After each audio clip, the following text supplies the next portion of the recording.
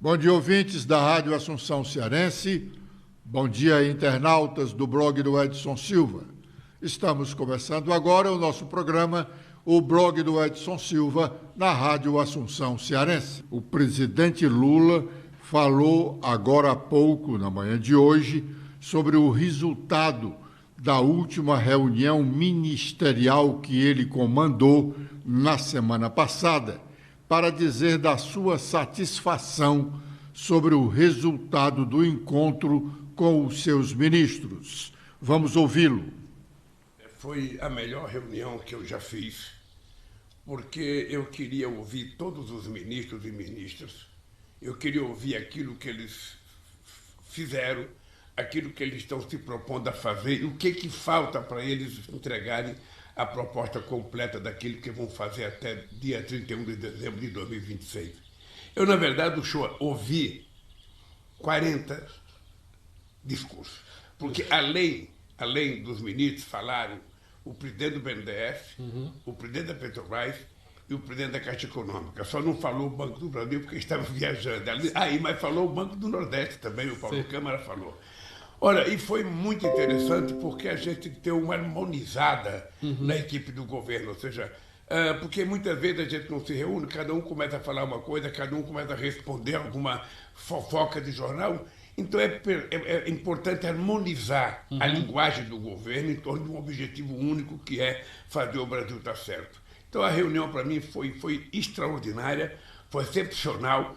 A primeira reunião que teve aplausos no final da reunião, porque todo mundo saiu satisfeito da reunião. É porque nós falamos muito em transversalidade, ou seja, os ministros trabalharem juntos em vários assuntos, mas é importante que cada ministro saiba o que o outro está fazendo, porque quando o ministro da Comunicação vou dar uma declaração num estado qualquer, ele está preparado para falar da cultura, para falar do trabalho, para falar da previdência, para falar da economia. Para isso ele tem que ter informação. Então nós vamos começar agora a preparar, sabe, isso é da responsabilidade da SECOM, o Pimenta vai ter mais trabalho, é de que o Pimenta vai harmonizar, fazendo com que a SECOM emita um resumo para que todos os ministros publiquem no seu social e para que a gente tenha conhecimento da totalidade das coisas que o governo faz.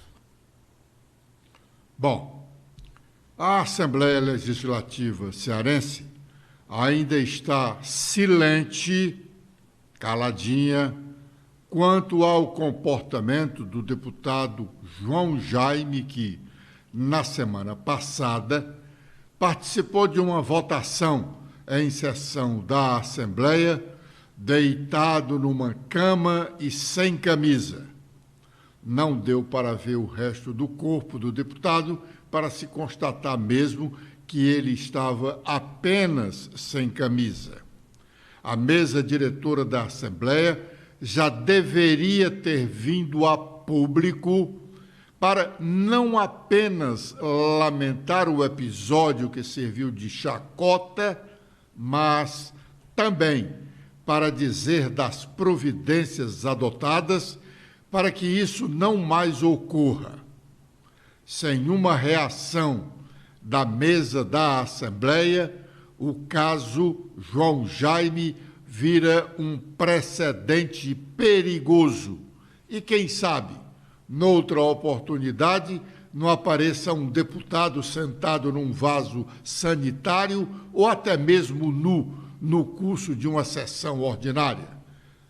É urgente, reclama-se urgência numa manifestação da mesa diretora da Assembleia. A lei seca conseguiu reduzir em 32% as mortes no trânsito brasileiro, segundo o relato feito pelo jornal O Estado de São Paulo, em sua edição de hoje. Stephanie. Olá, Edson. Olá, internautas do blog do Edson Silva. O Estadão destaca que 15 anos após a aprovação da lei seca, a legislação tem efeitos concretos na redução da letalidade dos acidentes de trânsito no Brasil. A pesquisa do Centro de Informações sobre Saúde e Álcool identificou uma queda de 32% nas mortes decorrentes de acidentes de trânsito por uso de álcool entre 2010 e 2021. Segundo os dados do panorama dos acidentes de trânsito por uso de álcool no Brasil, a taxa de óbitos nesse período passou de 7 a cada 100 mil habitantes para 5. Embora a lei seca tenha sido aprovada em 2008, a CISA analisa dados a partir de 2010, quando a Organização Mundial de Saúde lançou a estratégia global para reduzir o uso nocivo de álcool. A lei seca instituiu inicialmente um limite de 6 decigramas de álcool por litro de sangue, a partir do qual eram aplicadas as sanções aos motoristas. Depois, uma alteração feita em 2012 trouxe uma política de tolerância zero. A estimativa é de que, com a lei atual, mesmo um copo de cerveja ou uma taça de vinho possam enquadrar o condutor na lei seca. Bom, o Partido dos Trabalhadores, o PT, fez o seu primeiro encontro na periferia de Fortaleza, sábado passado, sem a presença de sua possível candidata a prefeita de Fortaleza, Luiziane Lins. O resto do partido, as principais lideranças do partido em Fortaleza e no estado, estavam presentes a este evento. Luiziane mandou uma nota para o presidente do Diretório Municipal da sigla, o deputado estadual Guilherme Sampaio, justificando sua ausência. Embora essa ausência seja uma estratégia da deputada e do partido para deixar que os encontros na periferia da capital fluam naturalmente na consolidação do seu nome como a candidata do partido à Prefeitura de Fortaleza no próximo ano. Ela não abre mão da disputa e tem o apoio do governador Eumano de Freitas, pois dentre os partidos que apoiam o governo, nenhum deles tem candidato competitivo para a disputa da Prefeitura da capital no próximo ano. As poucas restrições ao nome de Luiziane vêm do grupo do senador Camilo Santana, que não é considerado PT raiz. O deputado Guilherme Sampaio, presidente do Diretório Municipal, publicou em suas redes sociais, ainda no sábado, uma manifestação sobre o encontro petista daquele dia. Vamos ouvi-lo. Todos que passaram por aqui, eu queria dizer, Guimarães, que foi muito importante a presença de vocês também nesse momento, para dizer que o PT está falando sério quando quer ouvir o povo de Fortaleza, para dizer que o PT é enraizado nas lutas populares dessa cidade e vai, com toda certeza, com muita convicção, com muita habilidade política, dialogar com seus aliados para apresentar uma alternativa ao povo de Fortaleza em 2024. E o nosso partido tem uma grande virtude, tem tantos bons quadros, Guimarães, que se rebolar para cima assim e tirar um no sorteio, esse que sair disputa e ganha a eleição. E é isso que nós queremos no momento oportuno, porque nós temos um consenso entre nós. Esse ano é para percorrer Fortaleza, escutar as pessoas como fizemos aqui. Cada fala de cada companheiro foi gravada, está sendo sistematizada, e eu quero convidar as lideranças desse território a participarem de uma reunião da executiva do Partido dos Trabalhadores, sempre antes de cada seminário ou após cada seminário, como nos foi sugerido, uma reunião das lideranças do território com a executiva do Partido dos Trabalhadores, porque, como disse o Guimarães... Bom, do PT raiz, o que é que se chama de PT raiz? São aqueles petistas puro sangue, são aqueles petistas originais. Nesse grupo, que é realmente amplamente majoritário, nenhum outro nome se propõe a ser candidato a prefeito.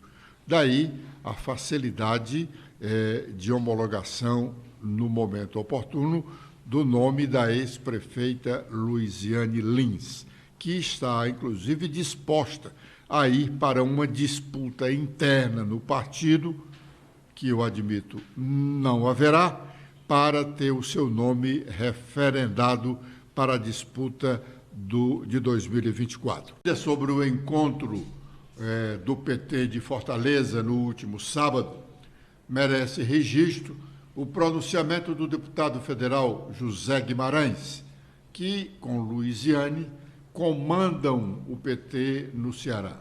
Luiziane tem um controle do Diretório Municipal de Fortaleza e Guimarães tem um controle do Diretório Estadual do partido. Pois bem, Guimarães foi enfático na defesa do nome de Luiziane Lins como candidata a prefeita, embora também ele, como vários outros, tenham dito que o nome oficial do partido, óbvio oficial, só sairá na convenção da agremiação, que tem prazo estabelecido pela legislação eleitoral para acontecer. Isto é, entre junho e julho do próximo ano. Mas isso não significa dizer que o nome já esteja praticamente definido. Luiziane será realmente a candidata do PT à Prefeitura de Fortaleza, com grandes chances. Sem dúvida, ela, hoje, a preço de hoje, ela e o atual prefeito José Sarto poderão ser os dois únicos disputantes no segundo turno da disputa. Isso dependendo da posição do candidato do PL. O candidato do PL, qualquer que seja ele, no caso, o deputado federal André Fernandes ou o deputado estadual Carmelo Neto, os dois nomes são incógnitas. 8 ou 80. Um dos dois pode até ganhar a eleição no primeiro turno, mas, não ganhando, pode ficar nos 8. Aí, Luiziane e Sarto vão disputar realmente o segundo turno. Mas o discurso do Guimarães foi, como se diz, um recado direto ao senador Camilo Santana. Guimarães foi claro: não aceitamos veto ao nome da companheira Luiziane.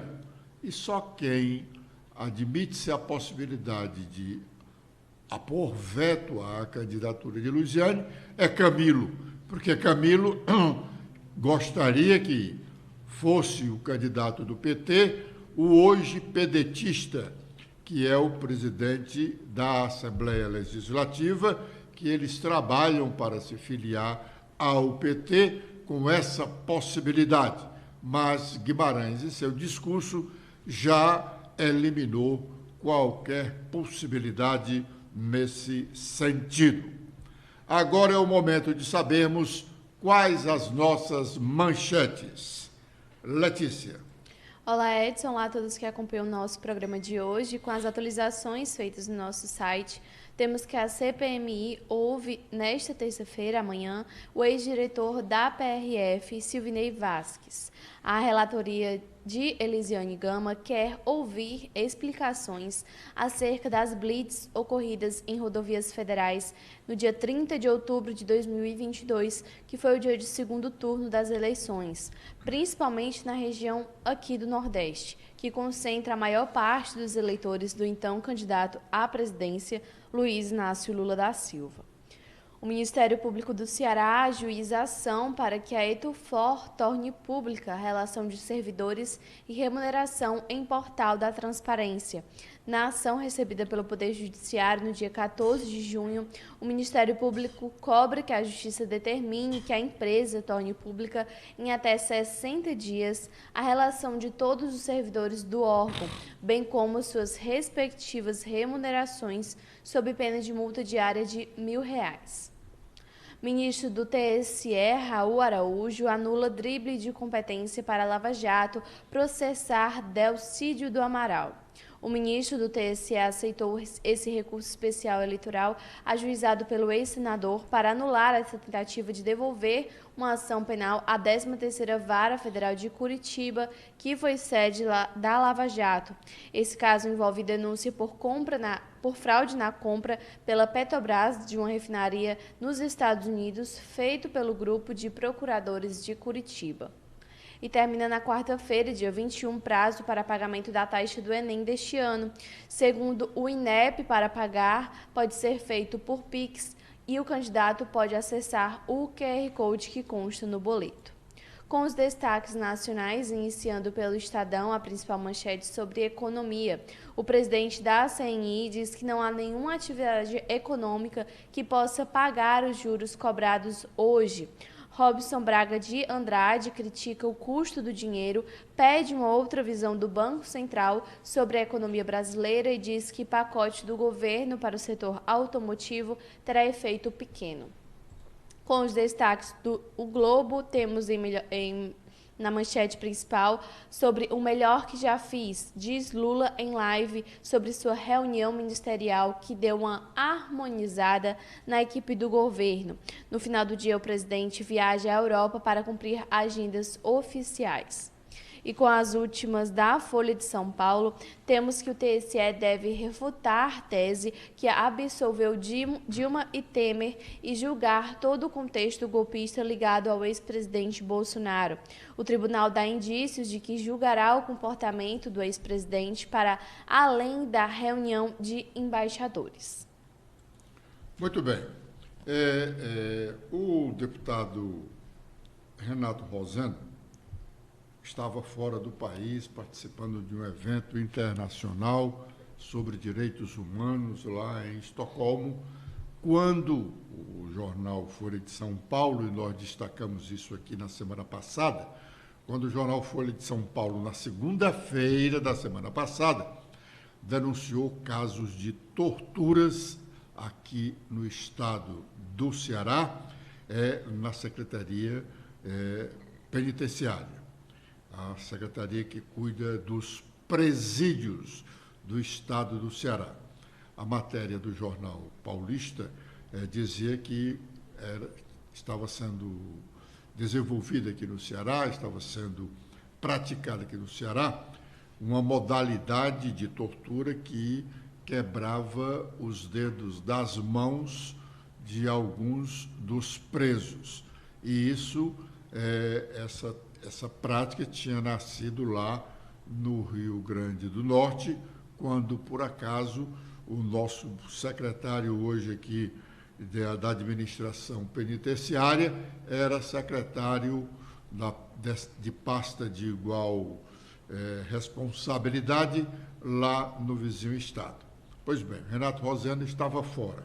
Houve manifestação lá na Assembleia, mas não do nível que se esperava para a gravidade do problema. Renato Rosendo é presidente da Comissão de Direitos Humanos da Assembleia. Pois bem, ele voltou ao Ceará e, neste fim de semana, ele fez uma manifestação sobre a questão dos direitos humanos no mundo, mas esqueceu ou omitiu, por razão que desconhecemos, o caso aqui do Ceará. Na última sexta-feira, a primeira denúncia foi feita pelo jornal Folha de São Paulo, na segunda-feira, destacado aqui no nosso programa. E na última sexta-feira, o mesmo jornal Folha de São Paulo fez um dos seus editoriais com o título Cárcere medieval. Aí diz: parece não haver limites para o desrespeito aos direitos humanos no sistema penitenciário brasileiro.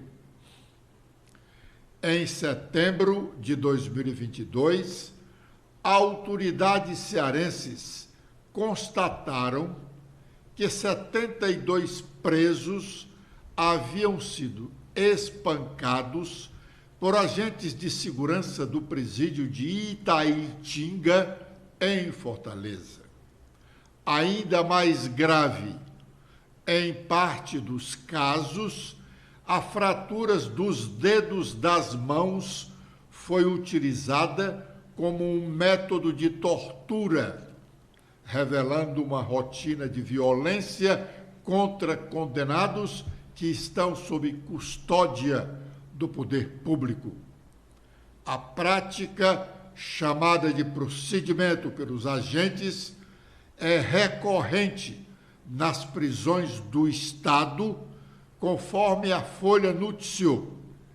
O preso é colocado no chão, com os dedos cruzados em cima da cabeça, enquanto funcionários batem com um cacetete nas mãos. Lesões graves, quebra de ossos podem ocorrer, dependendo do impacto.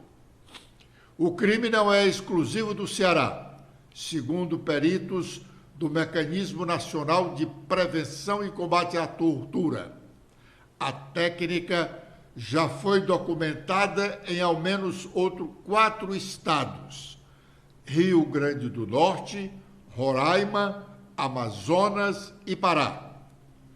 Todos eles, atenção, diz o editorial do jornal, todos eles têm em comum a presença da Força-Tarefa de Intervenção Penitenciária, espécie de força nacional para a resolução de rebeliões e reestabelecimentos de disciplina em presídios. E prossegue o editorial, que merece uma observação no sentido de comentar e dar satisfação à sociedade cearense do presidente da Comissão de Direitos Humanos da Assembleia, do deputado Renato Roseno. Bom, a expectativa no ambiente político para amanhã é o depoimento do ex-diretor-geral da Polícia Rodoviária Federal na Comissão Parlamentar Mista de Inquérito. Será o primeiro depoimento. Ele é acusado de, em conluio ou em respeito a ordens do ex-ministro da Justiça do governo Bolsonaro, ter determinado ações da Polícia Rodoviária Federal em vários estados da região nordestina, no dia do segundo turno de votação para a eleição presidencial, para impedir que eleitores do presidente Lula chegassem às sessões eleitorais. Essa ação da Polícia Rodoviária Federal foi impedida logo depois do seu início por uma ordem do presidente do Tribunal Superior Eleitoral, ministro Alexandre de Moraes, que inclusive ameaçou de prisão, naquela oportunidade, toda a cúpula da Polícia Rodoviária Federal. Por que o depoimento dele é importante? Porque ele pode confirmar ou não se determinou a ação por ordem do então ministro da Justiça de Bolsonaro, que, por sinal, está preso em prisão domiciliar depois de alguns dias na Papuda, como um dos responsáveis pela facilitação do vandalismo ocorrido em Brasília no dia 8 de janeiro passado. Ciro Gomes, na quinta-feira à noite, nós registramos isso aqui, fez uma palestra na Câmara de Dirigentes Lojistas em Fortaleza para um seleto grupo de comerciantes da capital cearense. E ele começou a sua palestra, que durou aproximadamente 1 hora, falando que tem um amigo marciano que anualmente vem ao Ceará e eles batem um papo, tomam uma cerveja, e o marciano, nas 2 últimas vezes que esteve aqui, uma foi ainda na eleição do ano passado, tentou dissuadir o cearense de ser candidato, porque, segundo ele, marciano, a situação já estava definida, era um jogo de cartas marcadas. E ultimamente, quando ele aqui esteve, os dois conversaram sobre a situação econômica do país e o futuro da nação. Os dois são pessimistas. Mas quem é esse marciano? Ele não disse, mas a Folha de São Paulo, neste final de semana, ao fazer uma longa entrevista com o cientista Mangabeira Unger, um dos amigos mais próximos de Ciro Gomes, foi seu